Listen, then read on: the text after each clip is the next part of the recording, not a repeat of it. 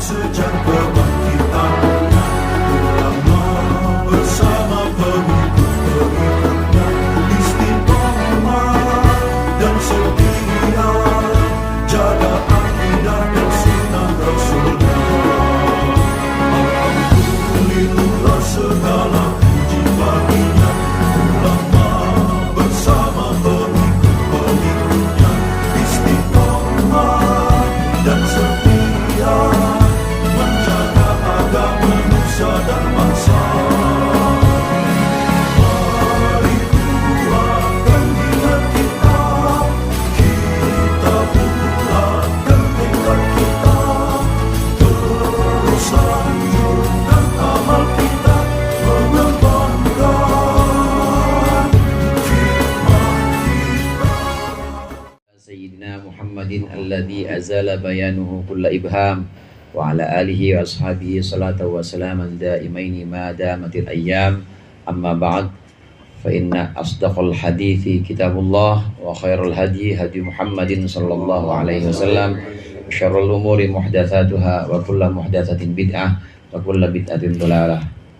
Para ustaz, para hujjaj dan segenap sesepuh, wabil khusus Abi Haji Nasruddin dan keluarga besar,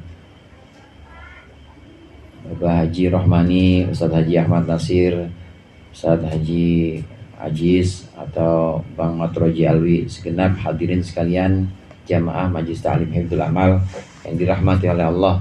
Alhamdulillah malam hari ini kita berkumpul kembali melanjutkan pengajian rutin kita. Mudah-mudahan apa yang tadi sudah dibaca dan akan yang kita baca menjadi sesuatu yang bermanfaat dunia akhirat, amin ya rabbal alamin. Pembahasan kita masih di surah Al-Baqarah ayat 198.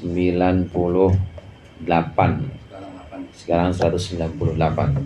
Melanjutkan tentang tanah haram Makkah dan juga pelaksanaan ibadah-ibadah yang ada di sana, yaitu ibadah haji yang dimaksud atau ibadah umroh. Nah, di sini Allah berfirman, qala Allahu ta'ala wa huwa asdaqul qailin, laisa 'alaikum junahun an tabtagu fadlan min rabbikum. Laisa 'alaikum junahun, tidak ada atas kalian dosa. Maksudnya tidak apa-apa, an tabtagu, kalian mencari fadlan min rabbikum, karunia dari Tuhanmu. Ai laisa 'alaikum harajun, tidak ada atas kalian kesalahan fi an tatlubu rizqan, apabila kalian mencari rizki min rabbikum, dari Tuhan kalian, bitijarati, dengan berdagang, fil haji, pada musim haji atau pada pelaksanaan haji.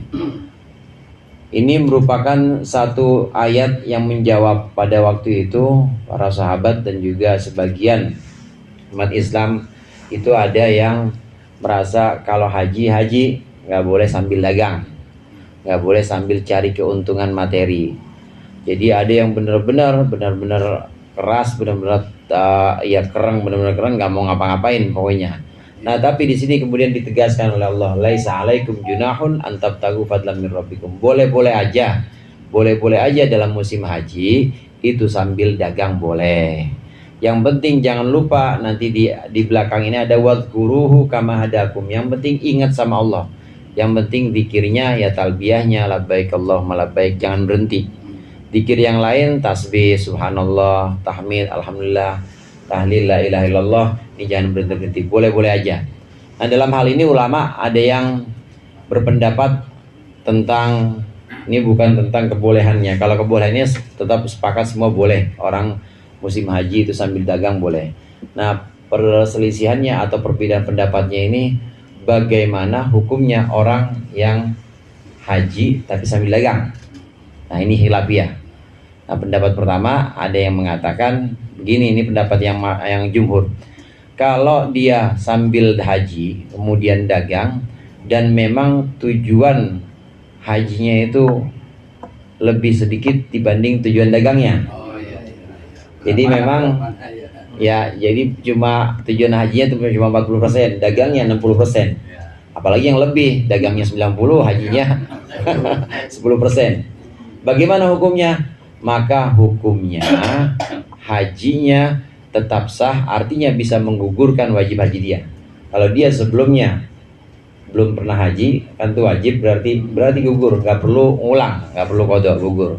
cuma nggak dapat pahala. Walaupun dagang tadi. Walaupun dagang, cuma nggak dapat pahala. Nggak dapat pahala. Ya sama kayak orang sholat, ya orang sholat cuma pikirannya kemana-mana begitu. Orang sholat pikirannya kemana-mana atau orang, iya itu cuma gugurin kewajiban, nggak dosa, udah nggak dosa. Tapi pahala nggak ada pahalanya. Tetap dianggap menggugurkan kewajiban. Ini kalau dagangnya lebih besar, tujuan dagangnya lebih besar dibanding tujuan haji. Kemudian yang kedua, kalau 50-50 antara niat dia haji dengan niat dagang 50-50. Nah yang seperti ini maka imbang, artinya ya tidak dicela dan juga tidak dipuji, dianjurkan juga enggak, dilarang juga enggak. Yang kedua. Kemudian yang ketiga kebalikan yang pertama, berarti tujuan hajinya ini lebih besar dibanding tujuan dagangnya. Hajinya 90% atau 60%, dagangnya 40%. Maka yang seperti ini bagus, boleh. Artinya dia dapat khairayid dunya wal akhirah. Dunianya dapat, akhiratnya dapat. Fid dunya hasanah wa fil akhirati hasanah. Jadi dapat untung dua tuh, dunianya dapat, akhiratnya juga dapat. Ini pendapat ulama bagaimana balasan atau bagaimana ganjaran orang yang pergi haji tapi nyambi dengan dagang. Nah kalau orang sini mah nggak ada yang dagang ya. Ada juga yang bawa rokok berapa bos. ST bawa ke sono. Amin nggak Pak? Kan bisa cari-cari tuh. Kalau cuma satu warna sih kagak ngapa-ngapa. Kalau ada ST, ada Yasin, ada kecil, kan udah ngeliat melayani. Amin apa? Saya waktu itu pernah beli itu, Bang Mut. Udah tinggal sehari lagi, habis nih rokok nikinya. Beli, tanya sama temen, berapa gudang garam? Berapa real? Jadi gudang garam itu sebungkus ya 85.000. Waktu itu masih 20.000 waktu itu. Ya, males banget ditinggal sehari, asem banget. Rapi-rapi pengen check out hotel. Begitu buka koper masih ada atu. Dapat. Masih dapat satu. Berasa banget kalau itu. Nah, kembali kepada pembahasan ini. Jadi pahalanya yang pertama tadi nggak dapat pahala tapi tetap bisa menggugurkan kewajibannya. Kemudian yang kedua tetap ada pahalanya. Yang ketiga apalagi dapat pahala juga dan dapat keuntungan dunia. Ini tentang bolehnya seseorang haji ini sambil dagang. Faida fatum ay rajatum, ketika kalian pulang, ay rajatum kalian kembali min arafatin dari Arafah, fadhkurullaha maka ingatlah Allah, sebutlah nama Allah bitalbiyati wat tasbihi wat tahmidi wat tahlili, dengan talbiyah, dengan tasbih, dengan tahmid dan juga dengan tahlil. Indal masy'aril haram, zikirnya ini diperbanyak indal masy'aril haram, di sisi masy'aril haram. Apa itu masy'aril haram? Wa huwa jabalun yaqifu alaihi imamu, yaitu sebuah gunung yang berdiri di atas gunung situ al-imamu imam, gunung tempat imam berdiri. Wasummiya quzah, wasummiya quzahu, wasummiya quzaha, dan dinamakan sebagai quzah. Wa huwa akhiru haddil Muzdalifah, dan masy'aril haram ini adalah akhir batas Muzdalifah. Ini satu kaul. Wa qala ba'duhum, dan berkata sebagian ulama, al-masy'arul haramu wal Muzdalifatu, yang dimaksud dengan masy'aril haram dalam ayat ini adalah Muzdalifah. Lianna dzikral ma'mura bihi, karena sesungguhnya zikir yang diperintahkan indahu di sisi masy'aril haram itu yahsulu, bisa hasil akibal ifadati, ketika sudah kembali min arafatin atau sudah pergi min arafatin, bertolak dari Arafah. Wa madzalika wa madzaka illa bil mabiti bil Muzdalifah, dan tidaklah itu kecuali dengan mabit atau bermalam di Muzdalifah. Ketika sudah bertolak dari Arafat, jadi sudah selesai wukuf maksudnya. Ketika sudah selesai wukuf, ini tanggal 9 Dzulhijjah, tapi sudah masuk maghrib, bertolak dari Arafah. Maka itu jamaah haji, orang yang haji pergi dari Arafah, bertolak dari Arafah menuju ke satu tempat namanya Masy'aril Haram. Nah, Masy'aril Haram ini apa? Masy'aril Haram ini satu pendapat, ada yang mengatakan yang dimaksud dengan Masy'aril Haram ini satu bukit. Bukit yang ada di ujung Muzdalifah. Jadi bukan Muzdalifahnya. Bukit yang ada di ujung Muzdalifah kalau kita lihat dari Mina, kalau kita dari arah Mina. Jadi di ujung Muzdalifah ada sebuah bukit. Nah, bukit ini dinamakan dengan Quzah. Disinilah Rasulullah mulai dari sampai kemudian hingga siang atau hingga matahari menguning, itu Rasulullah zikir di situ. Rasulullah zikir, banyak-banyak zikir di sebuah tempat yang namanya Quzah ini. Satu kaul. Kemudian kaul lain ini kaul yang lebih kuat. Yang dimaksud ketika kalian bertolak dari Arafah, maka sebutlah nama Allah di Masy'aril Haram. Ini yang dimaksud adalah Muzdalifah. Ini kaul yang lebih kuat. Karena yang dimaksud di sini, yang dimaksud zikir, talbiyah harus diperbanyak, tasbih, tahmid, tahlil, ini harus diperbanyak adalah ketika di Muzdalifah. 9 Dzulhijjah wukuf sampai maghrib itu. Sampai maghrib kemudian mulai bertolak atau mulai meninggalkan Arafah. Berarti itu udah masuk tanggal 10 Yaumun Nahar. Nah, di situ nanti jamaah haji pergi menuju Muzdalifah. Dari Arafah pergi menuju Muzdalifah. Biasanya nggak sholat maghrib. Jadi sholat maghribnya di jamaah takhir, Ustaz. Iya. Biasanya sholat maghribnya nanti di Muzdalifah ya. Sholat maghribnya di jamaah takhir. Jamaah takhir nanti di Muzdalifah. Ketika sudah sampai Muzdalifah, baru di sana sholat di jamaah yang tadi maghribnya belum, kemudian di jamaah takhir. Jadi harus tahu juga itu jamaah haji atau pemimpin rombongan, kepala rombongannya itu harus tahu bahwa ini maghrib kita ini di jamaah takhir, jadi harus niat. Karena begini saudara, kita jamaah takhir kalau nggak niat maka nggak sah.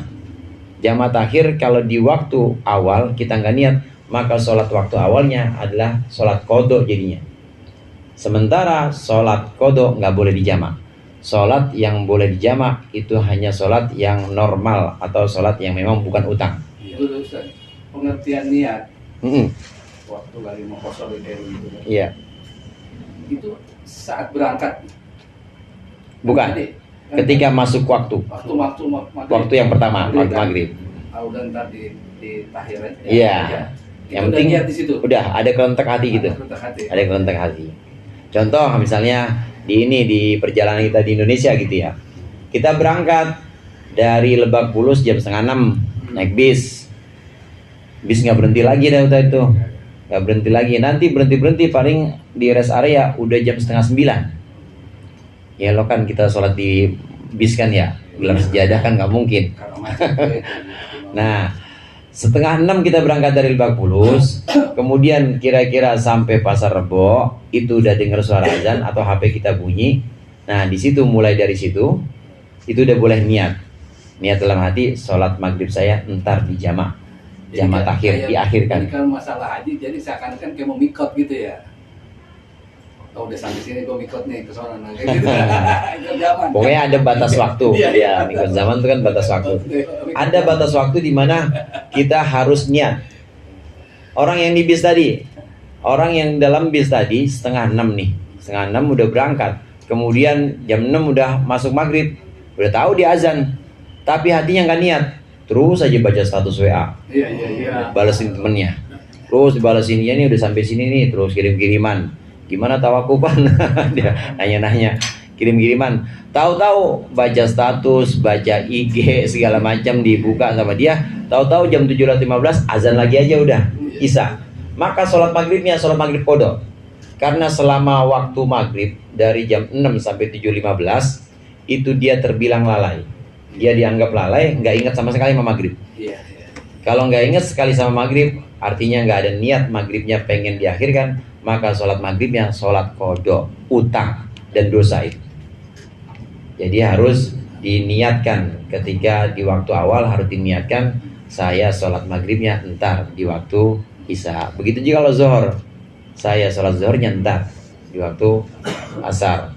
Kalau lagi jalan sama anak-anak sama keluarga itu pasti kalau udah masuk waktu zuhur, niat zuhurnya entar di asar, harus begitu. Karena kalau nggak begitu berarti kita dianggap lalai, sholatnya sholat qodho. Iya, saya ingat. Ini kembali ke Badan Jid ya. Nah juga kalau hal yang sama, misalnya ke Wali Songo, nanti kita kosorin di sana. Ya, Jadi dia termasuk ingatkan duluan. diingatkan Itu ya, ingat saya. iya, Kalau ngomong. supaya rombongan ini dalam hati juga ya salat salat zuhurnya entar di sono Iya. atau maghribnya entar di sono. Iya, benar-benar. Ya saya ingat tuh omongan beliau tuh. Harus diniatkan, dan jamaah haji ketika akan bertolak dari Arafah udah masuk waktu maghrib, maka harus niat nanti isanya di Muzdalifah ditakhir. Dan kalau bukan orang Mekah boleh kosor, jadi 2 isanya. Maghrib nggak boleh 1,5. Tetap 3 maghrib mah. Iya. Itu kita niatnya pas masuk waktu. Pas masuk waktu. Sebelumnya belum bisa. Belum bisa. Ya setengah 6 gitu. Belum bisa. Belum bisa. Masuk waktu. Belum bisa niat. Jadi ketika masuk waktu. Dan yang penting antara waktu maghrib dan isya ada niat. Jam 6 sampai 7.15 contoh tadi. Kalau kita niatnya 6:30 masih boleh. Asal jangan lewat isya aja, udah azan lagi. Udah habis itu. Baru niat maghrib. Nah itu berarti lalai dia. Dengan waktu sholat yang pertama sampai keluar dia belum ada niat. Ini pentingnya niat. Alhamdulillah.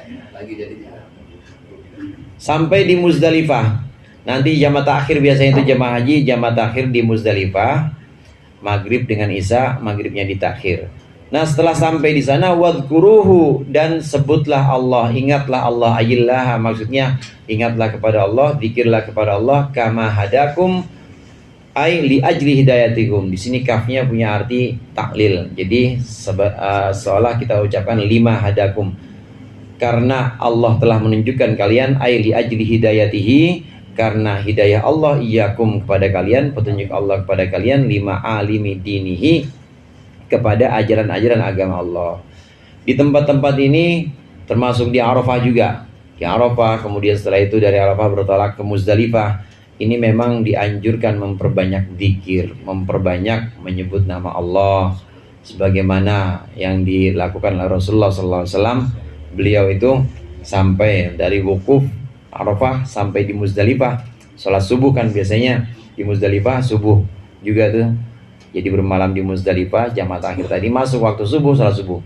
Nah Rasulullah ini dari subuh sampai matahari ya kira-kira kuning lah.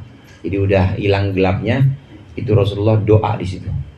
Rasulullah doa, ada satu riwayat yang menyebutkan Rasulullah tidak berhenti menyebut nama Allah, berzikir dan juga berdoa pada waktu itu. Termasuk di Arafah juga ketika wukuf, memperbanyak mengingat Allah atau berzikir. Memang zikir ini ada zikir lisan, saudara. Zikir lisan ini seperti ya Rahman Rahimin, ya Rahman, itu zikir lisan tuh. Atau subhanallah subhanallah, zikir lisan. Ada zikir yang kelihatannya bukan zikir tapi zikir, dan dia termasuk zikir lisan. Apa itu? Baca Quran. Zikir termasuk zikir lisan juga. Kemudian mutolaah atau ngaji, zikir juga. Jadi walaupun sambil bakar ST bukan itu, walaupun sambil ngerokok, walaupun sambil minum kopi, zikir nih pada semuanya. Ini sama ngaji, kemudian baca kitab, ini zikir semuanya. Zikir dan terbilang atau termasuk zikir yang derajatnya sama dengan zikir lisan. Ngaji seperti ini, ngaji kemudian baca kitab, termasuk zikir lisan. Jadi orang yang ngaji itu nggak perlu banyak-banyak megang tasbih juga nggak apa-apa, karena udah zikir semuanya. Apalagi yang ngajinya tiap malam, ya malam Jumat di sini, malam Sabtu di sini, itu berarti udah zikir. Ini zikir lisan. Ada zikir yang berikutnya, ada zikir hati. Zikir hati ini hatinya benar-benar menyebutkan Allah, Allah, Allah, Allah terus, nggak berhenti-berhenti. Zikir hati, zikirnya menyebutkan apa yang sama dengan lisannya. Subhanallah, subhanallah, subhanallah. Hatinya juga. Kadang-kadang dia lisannya udah berhenti, lisannya sudah berhenti, tapi hatinya ini masih Allah, Allah terus. Nah ini lebih tinggi dibanding zikir yang pertama. Kalau bisa terus Allah, Allah ini bisa jadi wali.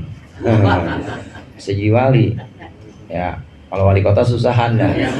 Wali murid. Tapi benar itu bisa jadi wali Allah. Benar-benar bisa jadi Allah, Allah, Allah, nggak putus-putus. Itu bisa membersihkan hati, karena memang bisa membersihkan hati.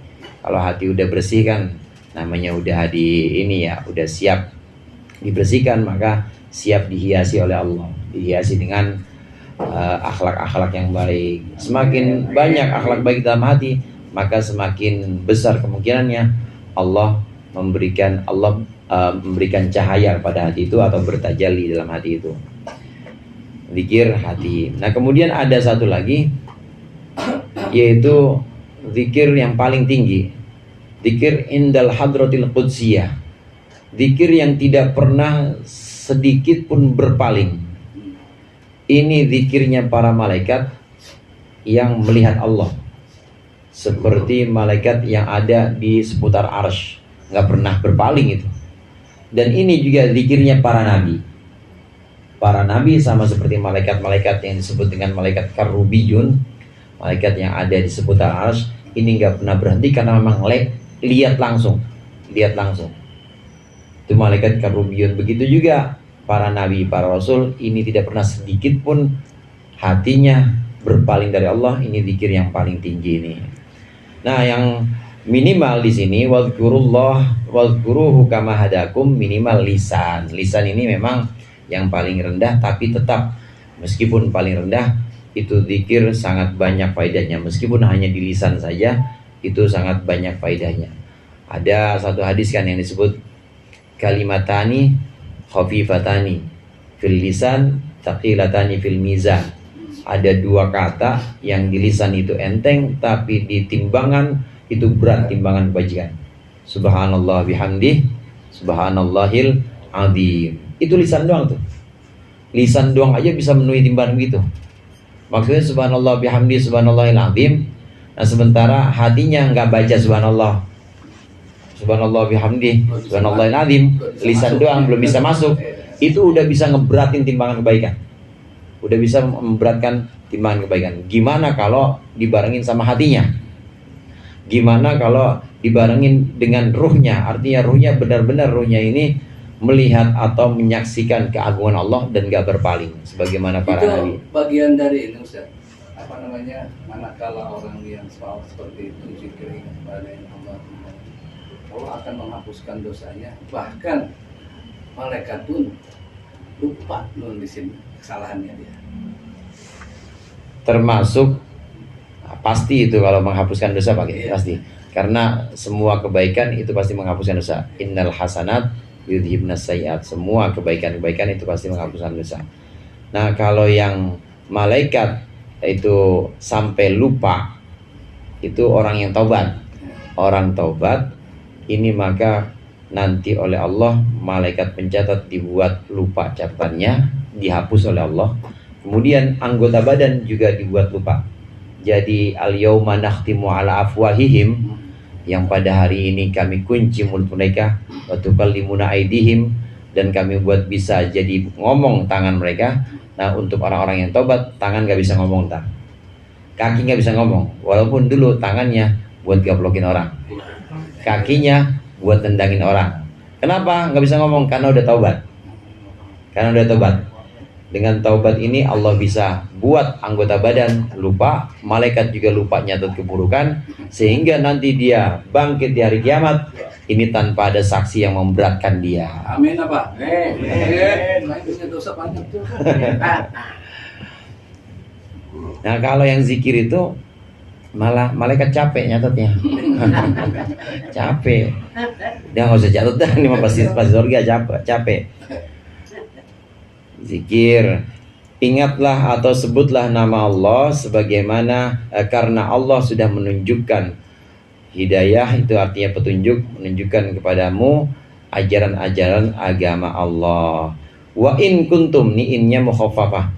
Sesungguhnya kuntum, sungguh kalian dulu itu min qablihi, sebelum Allah beri petunjuk, laminad dhalin, benar-benar termasuk orang-orang yang sesat. Nah di sini wa innakum. Kenapa tadi saya katakan mukhaffafah?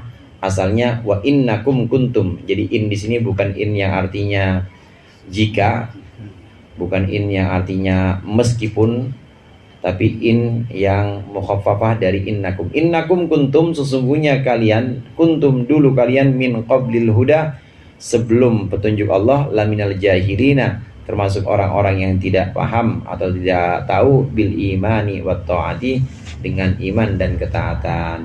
Sungguh kalian dulu itu benar-benar sesat, Artinya sesat ini nggak tahu apa itu iman, apa itu taat, nggak tahu apa itu haji, pelaksanaan haji yang sebenarnya. Dan sekarang Allah kasih petunjuk, maka atas dasar itu sebutlah nama Allah. Ingatlah kepada Allah yang sudah mengajarkan agama-agama pada kita, ajaran-ajaran agama kepada kita. Allah mengajarkan dari kitab, dari Al-Quran. Kitab yang dimaksud adalah Al-Quran. Mengajarkan juga dari lisan Rasulullah yang kemudian kita kenal dengan sunnah, dari teladan-teladannya. Dan ini kalau bukan karena Allah, nggak akan bisa kita sampai seperti sekarang ini. Kita nggak akan tahu. Setiap orang itu, saudara hadirin, itu dalam hal nyembah atau dalam hal dia itu mencari suatu tempat untuk mengadu, itu pasti ada pasti semua. Ini yang namanya fitrah. Fitrah semua manusia, fitrah atau fitrah semua manusia itu pasti dia cari tempat mengadu. Cari pasti. Ada yang di luarnya kelihatan gagah, berani, tapi di rumah tetap mengadu sama bininya. Tetap gitu. Atau kelihatannya ya dia itu kuat, tetap pada satu waktu dia pasti butuh mengadu waktu dia sakit. Nah, ini fitrah yang semacam ini, kecenderungan dia butuh tempat mengadu. Kalau nggak diarahkan bisa sesat. Entar dia ngadu sama batu, ngadu sama pohon. Makanya oleh Allah kemudian dikasih Rasul atau dikasih para nabi untuk nuntun, nih caranya. Untuk mengadu ini ada cara-caranya yang namanya agama. Ini Allah tunjukkan kepada kita. Oleh karenanya kita harus bersyukur, harus ingat benar-benar kepada Allah. Allah yang mengajarkan agama kita. Itu soal akidah. Soal akidah, keyakinan bahwa kita ini perlu dan butuh kepada zat yang tempat mengadu, menjadi tempat kita mengadu. Belum lagi urusan-urusan yang sifatnya muamalah atau urusan yang sifatnya ada. Kebiasaan kita makan. Kalau nggak dituntun bisa apa aja dimakan? Bisa. Apa aja dimakan? Iya. Ayam halal apa haram? Halal. Meskipun ketabrak truk. tetap halal juga. Ya sayang kalau ayam misalnya, kalau ayam mungkin masih ini ya, masih udahlah buang aja. Tapi kalau yang ketabrak sapi, limosin gimana? Sayang. Mau dibuang kan sayang. Tapi tetap diajarkan oleh agama, tetap yang namanya bangkai, matinya tidak disembelih, nggak boleh makan. Tuh dituntun sama Allah melalui ajaran-ajaran ini. Karena kita sudah dituntun, apalagi dipilih, termasuk terpilih yang dapat iman dan Islam, maka hendaklah kita sering-sering menyebut nama Allah dengan berzikir. Tsumma afidu min haitsu afadhan nasu wallahu a'lam bishawab.